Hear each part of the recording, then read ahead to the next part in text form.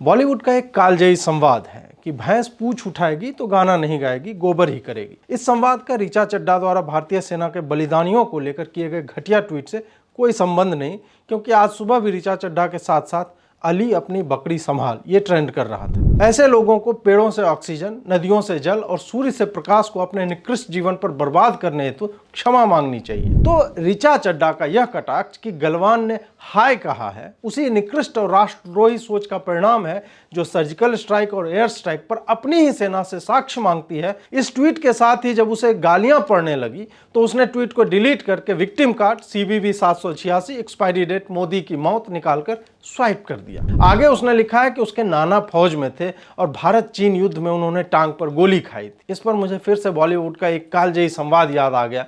मेरी एक टांग नकली है, मैं हॉकी का बहुत बड़ा खिलाड़ी था। एक दिन उदय भाई को किसी बात पर गुस्सा आ गया और मेरी ही हॉकी से मेरी ही टांग के 2 टुकड़े कर दिए, ब्ला ब्ला ब्ला। अबे कब तक नाना के नाम पर अपने पापों को धोती रहोगी? बेचारा नाना जी अगर कब्र में होते, उन्हें जला दिया गया हो, तो अपनी पिस्तौल निकालकर फिर से दूसरी टांग में एक गोली मार लेते कि इस गोली के दर्द में नातिन की नीचता से उपजा दर्द जो है भूल जाएंगे। क्या गलवान सेज हाय में गलवान आपके किसी बच्चे का नाम है जिसे आप भविष्य में सेना में भेजना चाहती हैं और अभी से ही उत्तरी कमांड के अधिकारी को बता रही हैं कि सर, अग्निवीर स्कीम के लिए मैंने भी अपना एक पुत्र तैयार किया है। अगर तुमने यह बात ना भी बताई होती तो लोगों को लगता कि रहने दो यार, ये तो एक अनभिज्ञ, नीच, घटिया, सेना से घृणा करने वाली एक वामपंथन है। ऐसा लिखना तो इसका दैनिक कार्य है, इसमें आश्चर्य कैसा? यहाँ चड्ढा ने स्वयं को ही पीड़िता बता दिया है और जिन्होंने प्रश्न किया उन पर अपराध का भार डाला गया है कि तुम्हारी सोच में समस्या है क्योंकि मेरे नाना को चीन युद्ध में टांग में गोली लग गई थी। इस तर्क पर आदमी आगे क्या बोलेगा? लेकिन हम तो जानते हैं कि वेलकम फिल्म के अंत में हॉकी का बड़ा खिलाड़ी जिसकी एक टांग नकली थी, वो बैसाखी फेंक कर कितनी द्रुत गति से भागा था। लोगों ने इनके विषैले रोंगों को देख लिया है और इन्हें आर्थिक रूप से उत्तर देने लगे। यह उत्तर लंबा होना चाहिए ताकि ये लोग हर एक शब्द लिखने से पहले 3 बार सोचे कि लोग आखिर अली अपनी बकरी संभाल ये क्यों ट्रेंड कराने लगते हैं। सब्सक्राइब किया क्या? नोटिफिकेशन ऑन है आपका? अगर नहीं है तो कर लीजिए। आइए रोस्ट का आरंभ करते हैं। बॉलीवुड का एक कालजयी संवाद है कि भैंस पूंछ उठाएगी तो गाना नहीं गाएगी, गोबर ही करेगी। इस संवाद का ऋचा चड्ढा द्वारा भारतीय सेना के बलिदानियों को लेकर किए गए घटिया ट्वीट से कोई संबंध नहीं, क्योंकि आज सुबह भी ऋचा चड्ढा के साथ साथ अली अपनी बकरी संभाल ये ट्रेंड कर रहा था। खैर, हम न तो ऋचा चड्ढा की बकरी से तुलना करेंगे न ही भैंस से, क्योंकि ये दोनों ही जीव इतने नीचे गिरने वाले कार्य नहीं करते जितना इस सी ग्रेड की एक्ट्रेस ने किया है। भारतीय सेना के उत्तरी कमान के मुख्य अधिकारी से एक प्रश्न पूछा गया कि रक्षा मंत्री ने POJ के वापस लेने की बात की है, उस पर आपकी क्या प्रतिक्रिया है? उन्होंने कहा कि भारतीय सेना ऐसे किसी भी कार्य के लिए पूर्णतः उद्यत एवं सक्षम है। इस कथन को किसी ट्विटर हैंडल ने थोड़ा बदल कर परंतु भाव वही रखते हुए ट्वीट किया कि सैन्याधिकारी का मानना है कि वो POK को वापस लेने के लिए तैयार बैठे हैं, सरकार के आदेश की प्रतीक्षा है और वो इसे तुरंत ही ऑपरेशन करके वापस ले सकते हैं। इस पर ऋचा चड्ढा ने कोट ट्वीट करके यह लिखा कि गलवान सेज हाय, यानी गलवान आपको याद कर रहा है। इस पर हजारों लोग बिफर गए कि ये कैसे लिख दिया, जबकि अगर आप मेरा भैंस के पूंछ उठाने वाला मुहावरा याद करेंगे तो पाएंगे कि ये गोबर तो लद्द से गिरना ही था, क्योंकि कुछ लोग शीतकाल के आगमन पर हाथों में ग्लव्स की जगह पुराना अंतःवस्त्र लपेट लेते हैं और ट्वीट करने के लिए जो ही उतारते हैं विष्ठा कर देते हैं। ऐसे लोगों को पेड़ों से ऑक्सीजन, नदियों से जल और सूर्य से प्रकाश को अपने निकृष्ट जीवन पर बर्बाद करने हेतु क्षमा मांगनी चाहिए। ऐसे लोगों का पूरा जीवन ऐसी ही नकारात्मकता में व्यतीत होता है जहां 3 शब्दों की चिरकुटाई ही उनके पूरे व्यक्तित्व को परिभाषित करती है। चर्चा में बने रहने के लिए सुश्री सनी लियोनी भी ऐसे ओछे कथनों का सहारा नहीं लेती जिससे अपने ही राष्ट्र के किसी प्रतीक को केवल इसलिए नीचा दिखाया जाए क्योंकि आपको एक पार्टी या उसका नेता पसंद नहीं है। ऋचा चड्ढा को उत्तरी कमांड के कमांडिंग ऑफिसर में संभवतः भारतीय सेना के अधिकारी की जगह भाजपा के उत्तरी क्षेत्र का कोई नेता दिखा और फिर उसे चिढ़ाने के लिए उसने पाकिस्तान अधिकृत जम्मू कश्मीर पर चढ़ाई की मंशा मात्र पर सेना को गलवान की स्मृति दिलाने की चेष्टा की। आगे बढ़ने से पहले गलवान में हुआ क्या था वह भी संक्षेप में याद करना आवश्यक है। कई बातें अंतर्राष्ट्रीय कारणों से सार्वजनिक नहीं की जाती क्योंकि उससे सामरिक और राजनयिक संबंध जो 2 देशों के बीच होते हैं वो बिगड़ते हैं। इसलिए गलवान की सतही कहानी हम तक आधिकारिक रूप में आई। जो यूनिट वहां उपस्थित थी उसी के एक उच्च रैंक के अधिकारी ने मुझे पहले तो एक ही वाक्य में कहा कि हमने तो जमकर पेला है चीनियों को। आगे उन्होंने बताया कि वहां वस्तुतः हुआ क्या और क्यों चीन वाले आज तक अपने मृत सैनिकों की पूरी संख्या, सही संख्या नहीं बता रहे। जब भारतीय सेना के कर्नल के साथ चीनी सैनिकों ने दुर्व्यवहार किया और वहां पर झड़प हुई, उसके पश्चात भारतीय सैनिकों ने रात के अंधेरे में चीनी कैंप में घुसकर इतनी तीव्रता से और उसी नृशंसता से उन पर आक्रमण किया जैसा उन्होंने किया था। कटीले तारों से लिपटे बेसबॉल बैट आदि तो आपको याद ही होंगे। रात में गोली चला नहीं सकते, इसलिए दूसरी तरह के हथियारों का प्रयोग हुआ और अपने 2 दर्जन भाइयों के बदले भारतीय सेना ने उनके 125 से 150 को निपटा दिया। साथ ही भारतीय सेना के अधिकतर जवान नीचे बहती ठंडी नदी में गिरने से वीरगति को प्राप्त हुए, क्योंकि वहां रास्ता सकड़ा था और अंधेरे के कारण वहां झड़प में संतुलन बनाना कठिन था। उसी नदी में चीन के भी कई सैनिक गिरे थे। वहां से शवों को निकालकर भारतीय सेना ने चीन को बाद में दिया था। कोविड का समय था और चीन में भयावह लॉकडाउन था और अपनी ही जनता में मैचो चाइना की छवि बनाए घूमने वाले जिनपिंग ने सैनिकों को उचित सम्मान तक नहीं दिया। बाद में उनके कब्रों के फोटो आए तो उन्हें पता चला कि भारतीय सेना ने क्या जलवा दिखाया था। तो ऋचा चड्ढा का यह कटाक्ष कि गलवान ने हाय कहा है, उसी निकृष्ट और राष्ट्रद्रोही सोच का परिणाम है जो सर्जिकल स्ट्राइक और एयर स्ट्राइक पर अपनी ही सेना से साक्ष्य मांगती है और पाकिस्तानी सेना के कथनों पर अधिक विश्वास दिखाती है। इस ट्वीट के साथ ही जब उसे गालियां पड़ने लगी तो उसने ट्वीट को डिलीट करके victim card CVV 786 expiry date Modi की मौत निकालकर स्वाइप कर दिया। विक्टिम कार्ड का क्या है कि अब कई प्रतिष्ठानों में एक्सेप्ट नहीं किया जाता, क्योंकि लोगों को पता चल गया है कि यह सही नहीं है। किसी वकील से क्षमा याचना का नोट लिखवाकर चड्ढा ने ट्वीट किया कि उसके जिन 3 शब्दों को विवाद में खींचा जा रहा है, अगर उनसे किसी की भावना आहत हुई हो तो वो क्षमा मांगती है, क्योंकि ऐसा करने का तो वो सोच भी नहीं सकती।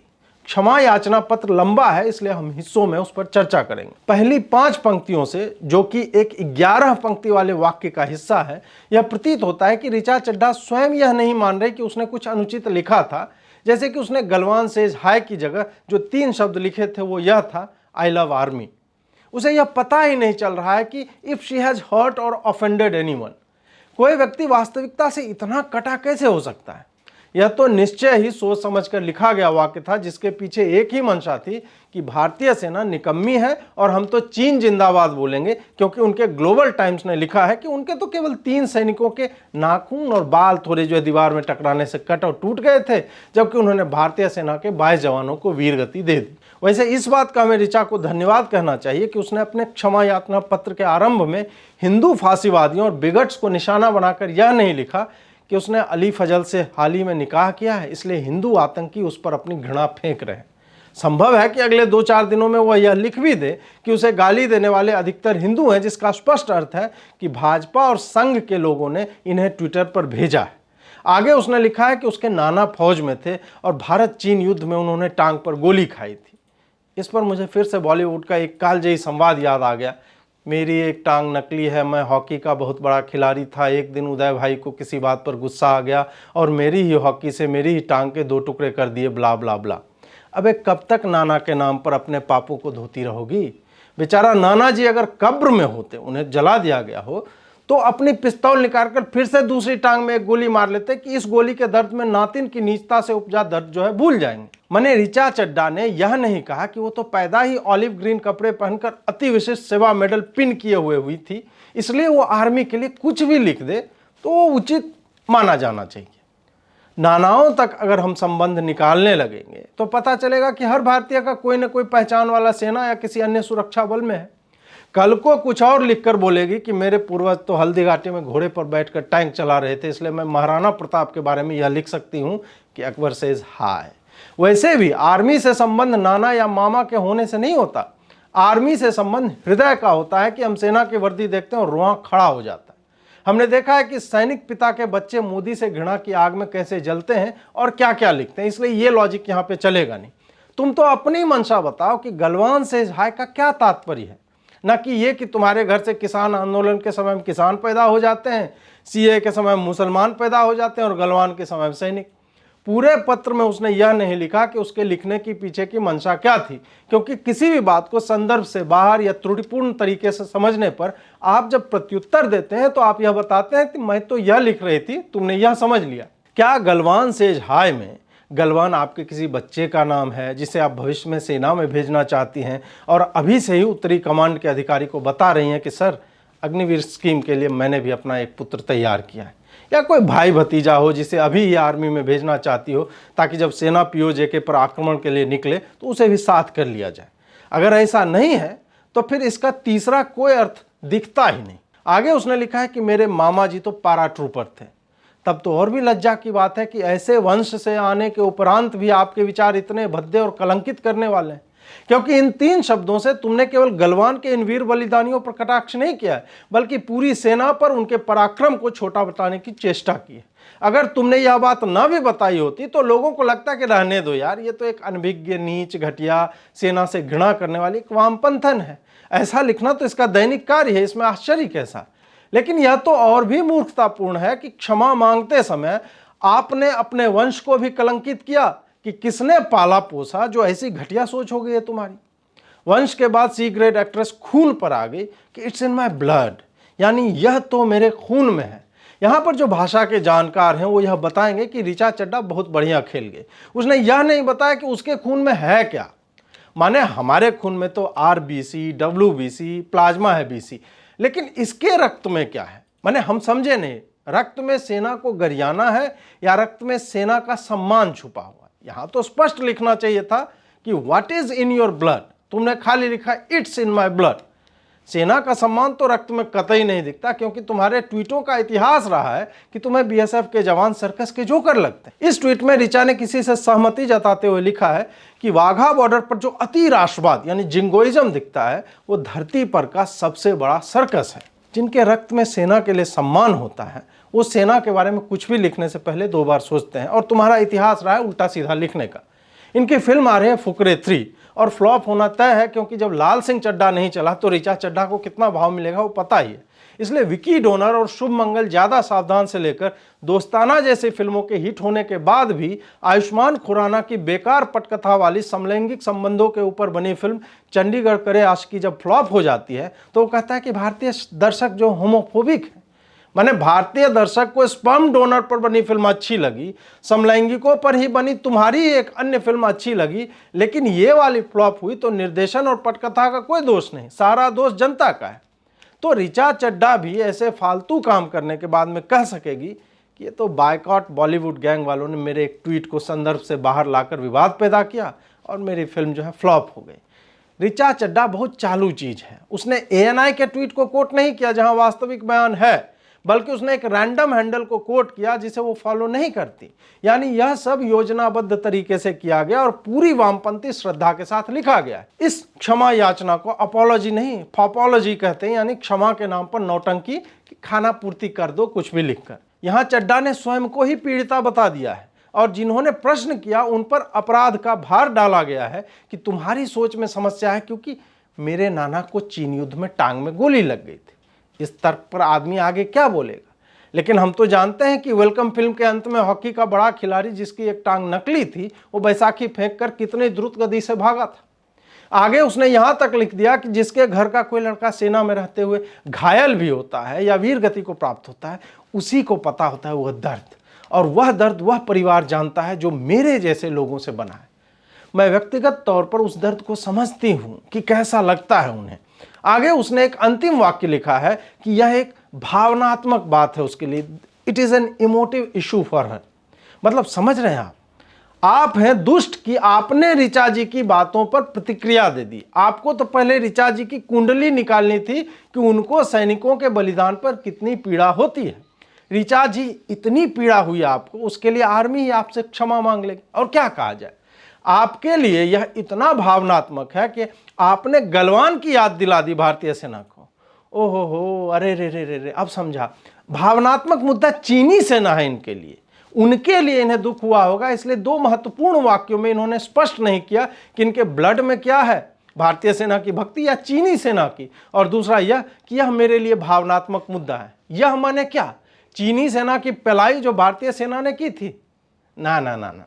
अगर ऋचा चड्ढा ने ट्वीट डिलीट करके एक लाइन की क्षमा डाल के भी इस विषय को बंद कर दिया होता तो हम मान लेते कि ऐसे ही मजे मजे में लिख दिया होगा। वैसे भी बॉलीवुड वालों पर तो ड्रग्स आदि लेने का ये सब आरोप तो लगता रहता है। ये तो खैर विषयांतर हो गया। पर ऋचा रुकी नहीं, उसने प्रधानमंत्री मोदी के एक बयान को किसी दूसरे ट्वीट के साथ चिपकाकर यह बताने की चेष्टा की कि मोदी भी तो पाकिस्तान को उसके नेशनल डे पर विश करता है, बधाई देता है। वाह मोदी जी वाह, एक ही दिल है, कितनी बार जीतोगे। मतलब अब ऋचा चड्ढा का चीनी सेना की वीरता और भारतीय सेना का उसकी दृष्टि में हीन होने का कटाक्ष प्रधानमंत्री पद पर बैठे व्यक्ति के आधिकारिक कथन के समकक्ष हो गया। ये वही लोग हैं जो पाकिस्तान से अच्छे संबंध भी चाहते हैं, सिंधु जल समझौते पर पाकिस्तान का पानी रोकने की बात पर मानवता की बात करने लगते हैं और यह भी कहते हैं कि युद्ध करना अच्छी बात नहीं है। और जब प्रधानमंत्री उसी शांति के प्रयासों की राह में कुछ कहता या करता है तो उसे ये लोग अपनी घृणा के समकक्ष रखकर देखते हैं कि मोदी भी तो दुश्मन देश को बधाई दे रहा है, तो हमने अपनी सेना को डरपोक और निकम्मा कह दिया तो क्या हो गया। बॉलीवुड एक सड़ी हुई नाली है जिसमें जल के स्थगन के कारण उसमें नए नए कीड़ों की उत्पत्ति होती रहती है। सीवेज ही जब आपका घर हो तो आप वहां वही सड़ी हुई विष्ठा अपने अंदर लोगे और उसे ही प्रोसेस करके निकालोगे, पुनः वही विष्ठा का सेवन करोगे। यह चक्र चलता रहता है। ऐसे में कुछ भी सकारात्मक निकलना असंभव है। अंग्रेजी भाषा में ट्वीट करने से या अपॉलॉजी लिखने से कुछ भी प्रमाणित नहीं होता। इस भाषा में unintentionally, if I have hurt, offended, controversy, feelings आदि के दुष्प्रयोग से अपनी कुंठा और घृणा को दबाने के कुत्सित प्रयास होते रहते हैं। परंतु ऐसा नहीं है कि यह भाषा किसी एक ऋचा चड्ढा की बपोती है। यह भाषा करोड़ों और लोगों को भी आती है और वो लोग यह समझ सकते हैं कि मूल ट्वीट का क्या तात्पर्य है और इस 2 कौड़ी की क्षमा याचना में क्या लिखा गया। यह पूरा उद्योग उन हजारों अच्छे कलाकारों, तकनीकी व्यक्तियों और श्रमिकों के स्वतंत्र विचारों के लिए उन्हें नकारता रहता है, उनकी उपेक्षा करता है, जो इनकी वामपंथी विचारधारा के साथ खड़े नहीं दिखते। लोगों ने इनके विषैले रोहों को देख लिया है और इन्हें आर्थिक रूप से उत्तर देने लगे। यह उत्तर लंबा होना चाहिए ताकि ये लोग हर एक शब्द लिखने से पहले 3 बार सोचे कि लोग आखिर अली अपनी बकरी संभाल ये क्यों ट्रेंड कराने लगते हैं। आपको यह व्यंग कैसा लगा कमेंट में अवश्य बताएं। चैनल को सब्सक्राइब करें, दूसरे लोगों के साथ साझा करें और यथासंभव सहायता करते रहें। जुड़ने के लिए बहुत बहुत आभार। नमस्कार।